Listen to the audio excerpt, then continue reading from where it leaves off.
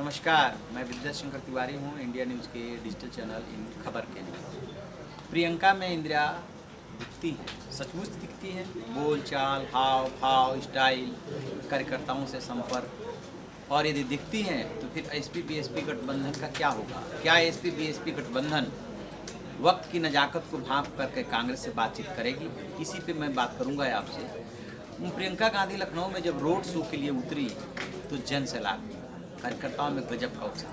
प्रियंका सेना बना करके उनका 28, 30, 40 जगहों पर उनका स्वागत किया गया।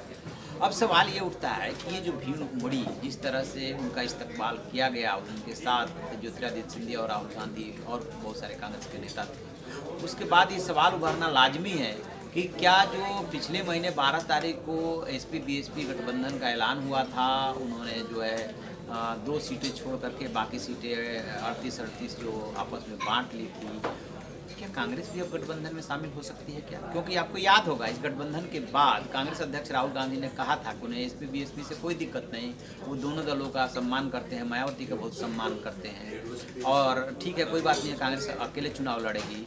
लेकिन अब परिस्थितियां बदलती हुई सी दिख रही हैं, क्योंकि जो प्रियंका गांधी के एंट्री के ऐलान के बाद जो ओपिनियन पोल हुए हैं उसमें ये बात आ रही है कि क्या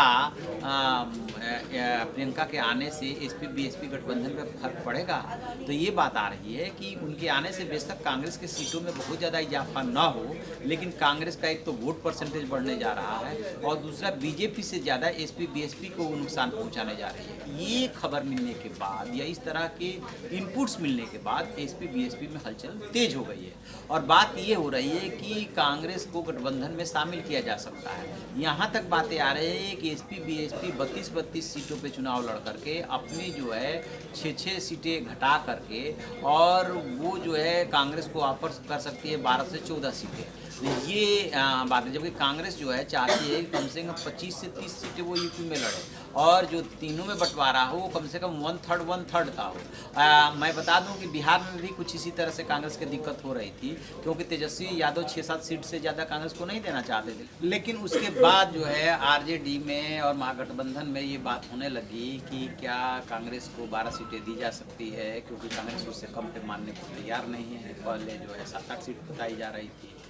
ठीक इसी तरह से जब प्रियंका गांधी ने लखनऊ में रोड शो किया या उससे पहले उनकी एंट्री का ऐलान किया गया, उसके बाद से एसपी बीएसपी में हलचल बढ़ी और अब खबर ये आ रही है कि एसपी बीएसपी जो है गठबंधन कर सकती है कांग्रेस के साथ और 12 से 14 सीटें दे सकती है। लेकिन कांग्रेस जो है 1/3 से कम किसी भी सूरत में तैयार नहीं हो रही है या नहीं होगी।